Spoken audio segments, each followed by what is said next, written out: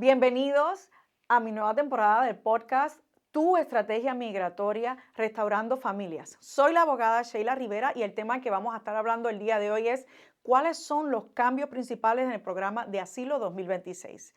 Te invito a que te suscribas en mi canal.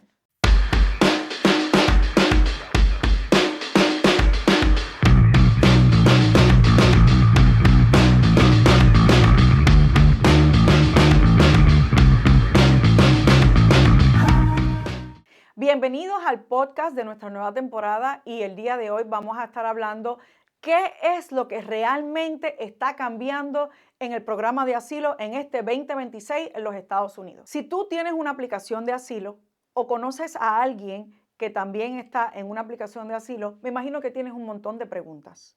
No te preocupes porque en este programa y en este podcast te vamos a aclarar todas las dudas sobre cuáles son esos nuevos cambios en el programa de asilo. El primer cambio fundamental que está sucediendo en las aplicaciones de asilo es que le están dando mayor enfoque, las cortes le están dando mayor enfoque a la historia. Antes, en el 2025 para atrás, el enfoque del caso de asilo o la sustancia en la historia se veía en la corte final. Ya en el 2026 eso cambió. Ya la credibilidad no está en el testimonio de la corte final. Ahora los jueces están haciendo una nueva estrategia y una nueva táctica y es que están preterminando los casos antes de llegar a la audiencia final. ¿Qué significa eso? Que de una lectura inicial de la aplicación en la historia, los jueces están decidiendo y ya están aplicando la ley. Si no ven que hay un daño sustantivo conectado con una categoría protegida que está en la ley, los jueces están preterminando los casos y están emitiendo órdenes de deportación a todos los aplicantes de asilo desde el 2019 en adelante. Ese cambio no existía antes. Ese cambio empezó a implementarse desde el septiembre de 2025 con el nuevo caso de HAAV, o en inglés le decimos HAF, el caso de HAF, donde ya los jueces tienen autoridad legal para de una lectura inicial, sin haber escuchado testimonio, sin haber estudiado la evidencia, ya pueden preterminar un caso y no escuchar tu historia. Entonces, hoy más importante que nunca, si tienes un buen caso de asilo, tienes que construirlo desde el inicio a prueba de balas, básicamente, porque si no los jueces lo van a preterminar en los primeros 60 días de tú presentar tu aplicación de asilo. El segundo punto por el que las personas están llamando más a la oficina es por qué están negando tantos casos de asilo. Básicamente, como está conectado al primer punto. El primer punto es que se están preterminando los casos, los jueces están haciendo un juicio legal de la lectura inicial de la aplicación.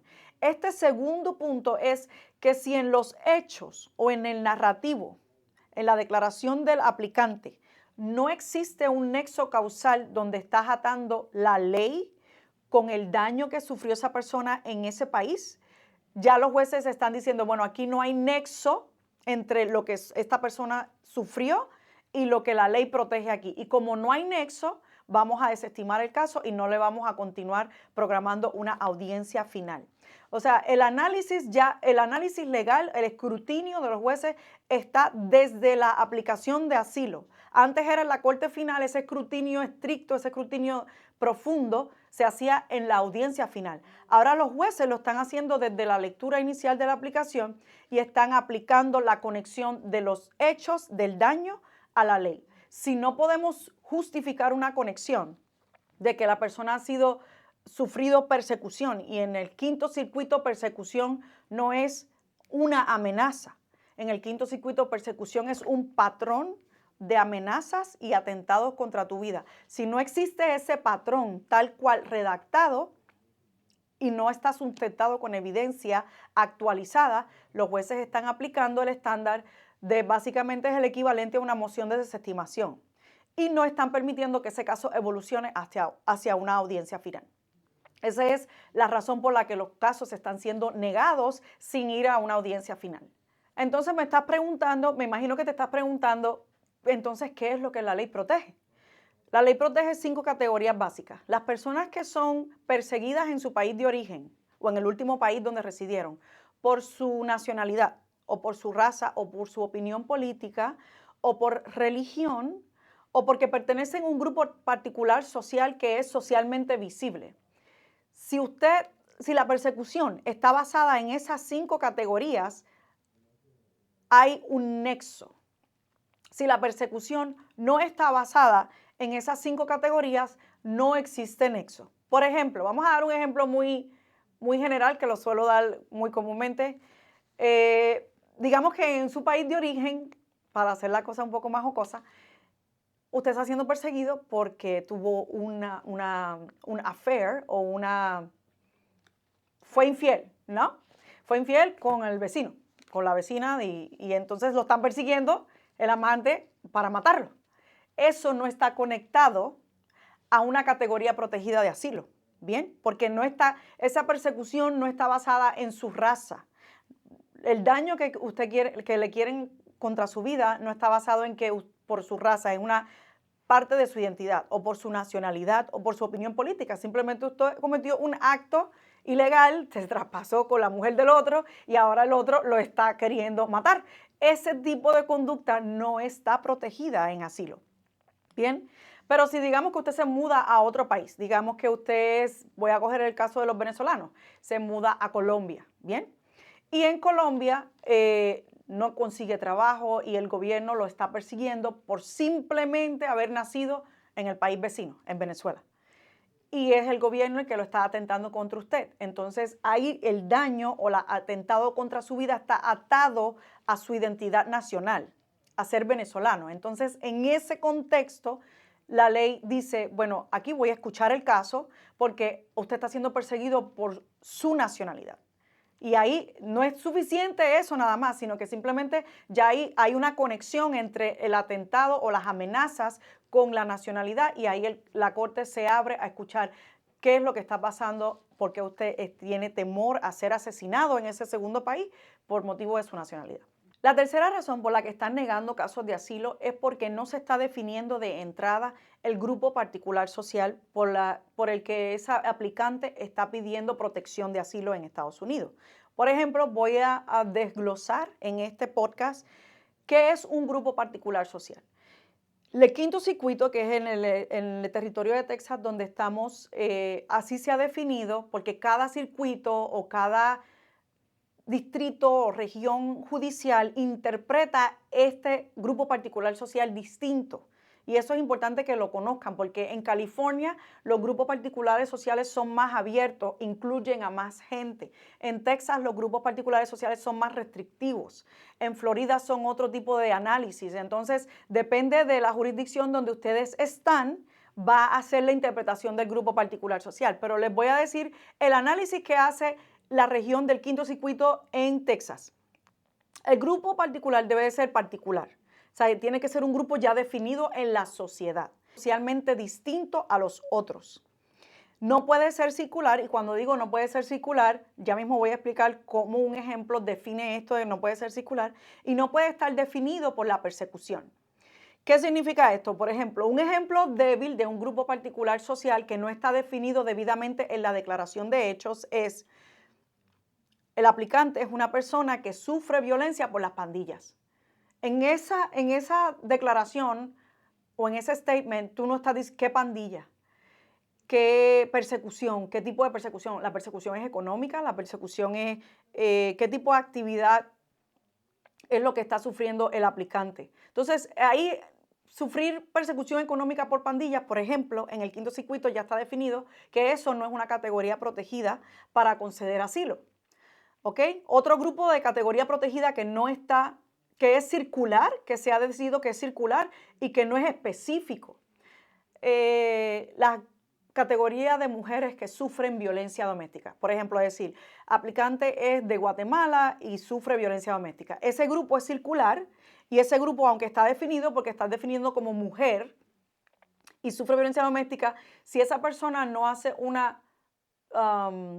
un police report, una denuncia a las autoridades, ya el quinto circuito ha dicho, si la persona no buscó ayuda a las autoridades locales cuando estaba en su territorio, no está socialmente definido, es muy amplio, porque hay muchas mujeres que sufren violencia doméstica pero no lo denuncian. Entonces, para que sea un grupo definido, tiene que haber denuncia, número uno. La persona tuvo que vocalizar la persecución que estaba viviendo. ¿Y qué hizo la autoridad? ¿Qué hicieron las autoridades en ese país cuando la persona presentó esa denuncia? Si el país se quedó y se hizo el sordo, no hizo nada, investigó, no investigó, procesaron criminalmente y le radicaron cargos al agresor o no. Todo este análisis va a constituir el grupo particular social a que pertenece esa persona en la sociedad. Si esa sociedad no protege a las mujeres, si no hay ley de protección contra las mujeres, podría levantarse una defensa de que legalmente en esa sociedad las mujeres no son protegidas y por eso ella no hizo una denuncia. Todo este análisis tiene que estar definido y claramente redactado en la historia inicial. Si no está redactado, una historia así superficial de que la mujer fue perseguida por su esposo y no hay nada más, no va a pasar por el crisol inicial ahora de llegar a una audiencia final para presentar su testimonio. Tenemos que tener ahora más capacidad y más detalles en la historia inicial redactada para que ese caso pueda llegar a ser escuchado en una corte final. Si este podcast te parece interesante, no olvides suscribirte al canal, compartirlo y dejarnos tus comentarios y vamos a continuar desarrollando el tema de por qué el programa de asilo ha cambiado tanto en el 2026. Otra inquietud que tienen continuamente las personas y los aplicantes de asilo es que no saben cómo contar su historia. Hay mucha gente que tiene una historia muy válida y muy poderosa ante la ley, pero no saben cómo contarla. Y no es lo mismo contar tu historia que probar persecución, ¿ok? Y te voy a explicar cómo y por qué. Aquí, una de las verdades más importantes que la gente falla en su redacción de historia de asilo es que no están contando su historia con emoción y no se están enfocando en la ley, ¿ok? Una historia conmovedora no sustituye, número uno, la evidencia documental. Si hiciste el reporte a la policía, sí o no. Si huiste rápido después del daño o del atentado contra tu vida, sí o no. ¿Ok? Si incluiste el reporte de país de los Estados Unidos más actualizado. Hay que definir y distinguir, en este caso de los asilos, no es lo mismo que haya